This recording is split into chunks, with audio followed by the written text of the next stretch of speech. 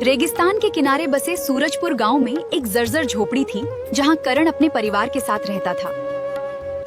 उसकी थोड़ी सी जमीन थी जिस पर वो दिन रात मेहनत करता, मगर कभी सूखा तो कभी तूफान उसकी मेहनत को मिटा देता। फिर उसके परिवार में उसकी पत्नी सीमा और 2 बच्चे राजू और पिंकी थे।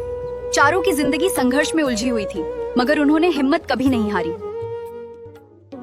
सीमा, आज भी खेत से खाली हाथ लौटना। हार मत मानो करण, रेत में भी कभी कभी फूल खिल जाते हैं। हमें बस थोड़ा धैर्य रखना होगा और समय का इंतजार करना होगा। क्यों? करण चुप हो गया। उसकी आंखों में हार और उम्मीद दोनों एक साथ लड़ रहे थे, जैसे कोई पुरानी कहानी फिर से नया मोड़ ले रही हो। पास ही उसके सेठ भानु और पत्नी लक्ष्मी रहते थे, दिल से कठोर और लालच से भरे हुए। ओ करण, कब तक उधार का बोझ ढोएगा? अब हिसाब चुकता कर। मेरा सब्र खत्म हो रहा है और मुझे आज ही अपना सारा पैसा वापस चाहिए। जिस काबिलियत नहीं होती वो ऐसे ही दूसरों के आगे हाथ फैलाता है। बस थोड़ा वक्त दे दो सेठ जी, मैं सब चुका दूंगा। आप जानते हैं कि मैं कभी किसी का कर्ज नहीं रखता। कृपया मुझ पर थोड़ा सा भरोसा रखिए। इस बार नहीं दिया तो छत भी छीन लेंगे।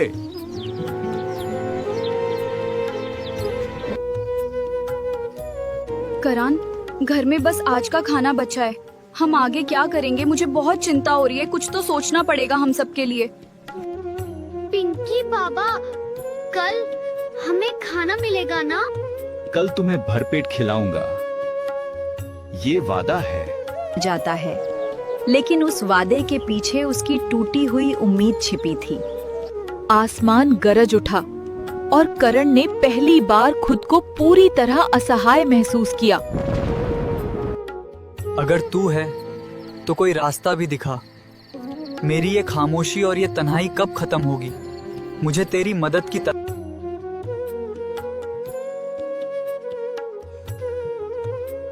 घर और जमीन पर अपना हक जमाने के लिए हमें सही वक्त का इंतजार करना होगा। एक बार कागजात हमारे हाथ में आ गए तो फिर ये पूरी जायदाद सिर्फ हमारी होगी। सिर्फ घर क्यों? उसकी जमीन भी ले लेते हैं। कैसे? झूठे कागज बना देंगे। वो सीधा है, मान जाएगा। हम अपनी योजना पर पूरी तरह से काम करेंगे और उसे कभी पता नहीं चलेगा कि ये सब बस एक दिखावा है। सेठ और सेठानी कारण के घर जाते हैं और अपनी साजिश को अंजाम देते हैं ताकि वो पूरी जमीन हमारे नाम हो जाए, और ये सब बहुत ही सावधानी से करना होगा। ये जमीन अब हमारी है। ये झूठ है। कागज यही कहते हैं और आपको अब ये मानना ही होगा कि सच्चाई सामने आ चुकी है। इसलिए बेहतर यही है कि आप इसे बिना किसी देरी के स्वीकार करें। ये पुरानी गुफा लोगों को वीरान लगती है, लेकिन मुझे यहाँ अपनी नई शुरुआत दिख रही है। ये मेरी मेहनत और विश्वास की एक नई और सुंदर यात्रा होगी। पर ये जगह रहने लायक कैसे बनेगी? ये सब कुछ बहुत ही अजीब लग रहा है और मुझे समझ नहीं आ रहा है कि हम यहाँ शुरुआत कैसे करेंगे।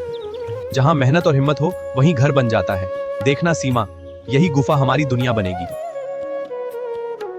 गुफा के बाहर की बंजर जमीन अब करण के इरादों की ताकत से बदलने लगी। सुबह की पहली किरण के साथ वो खेत में उतरता, दिन रात मेहनत करता। धीरे धीरे सूखी मिट्टी में हरियाली झलकने लगी और कुछ ही महीनों में वो बंजर जमीन सोना उगलने लगी। करण, हमने तुम्हें कभी समझा ही नहीं। हमसे बहुत बड़ी गलती हो गई, हमें माफ कर दो। हमने जीवन में हमेशा तुम्हें समझने में बहुत बड़ी भूल की। हम अपनी गलती के लिए आपसे क्षमा चाहते हैं। कृपया हमें माफ कर दीजिए। अपने जब मैं टूट रहा था तब कोई साथ नहीं था। आज मैं खड़ा हूँ तो सबको अपना याद आ रहा है। ये कैसा अपनापन है जो सिर्फ वक्त देखकर आता है। आपको मुझसे नहीं, मेरी कामयाबी से मतलब है। ये सब कुछ सिर्फ मेरे काम के बारे में है, न कि मेरे बारे में। और ये सच्चाई मुझे बहुत दुखी करती है। आज हमारे पास सब कुछ है, सब लोग इज्जत करते हैं। पहले हमारे पास कुछ भी नहीं था और उस वक्त किसी ने हमारी मदद नहीं की थी। गांव का नाम था रामपुरा और वहाँ इन दिनों सबसे बड़ी समस्या थी गैस सिलेंडर की महंगाई। आज क्या बनेगा? आज कल्पना पुलाव। सोचो और पेट भर लो। हर घर में बस एक ही चर्चा है कि आज खाना बनेगा या बजट टूटेगा। अरे ये सिलेंडर है या सोने की ईंट? हाथ लगाते डर लग रहा है। हाँ, इसलिए कह रही हूँ, आज से दाल आधी और पानी डबल। गली में आज एक जरूरी मीटिंग है क्योंकि पूरे मोहल्ले के लोग यहाँ इकट्ठा हो गए हैं। हमें मिलकर अपने गांव की समस्याओं का समाधान ढूंढना होगा। एक काम करते हैं, सब मिलकर एक ही घर में खाना बनाएंगे। और बाकी लोग क्या करेंगे? वे भी अपने काम में व्यस्त हैं। और जल्द ही हमारे पास आ जाएंगे, इसलिए हमें अभी थोड़ा और इंतजार करना होगा। गली में मीटिंग हो रही है, सभी लोग यहाँ अपनी बात रखने के लिए आए हैं। हाँ, पूरे मोहल्ले के लोग इकट्ठा हो गए हैं। अब हमें मिलकर ही इस समस्या का कोई समाधान निकालना होगा। वो खुशबू सूंघकर संतोष करेंगे। और रविवार को सब व्रत रखेंगे, गैस भी बचेगी और शरीर भी। एक दिन अचानक खबर आई, गांव में नया सिलेंडर ट्रक आया है। सभी लोग दौड़ पड़े, लेकिन जब पहुँचे तो पता चला ट्रक में सिर्फ 2 सिलेंडर थे। हाँ, ये बहुत ही हैरानी की बात है। हमें तो बहुत उम्मीद थी कि वहाँ ज्यादा सिलेंडर होंगे। ये तो मजाक है। आखिर में क्या हुआ? सबने मिलकर फैसला किया, अब से लकड़ी और चूल्हा ही सही। ये निर्णय ही हम सभी के लिए सबसे उत्तम और उचित रहेगा। कम से कम इसमें महंगाई नहीं बढ़ती और खाना भी देसी स्वाद वाला मिलेगा। महंगाई ने सबको परेशान जरूर किया, लेकिन उसी बहाने पूरा मोहल्ला एक साथ हंसने लगा। कभी कभी परेशानी भी रिश्तों को मजबूत बनाती है।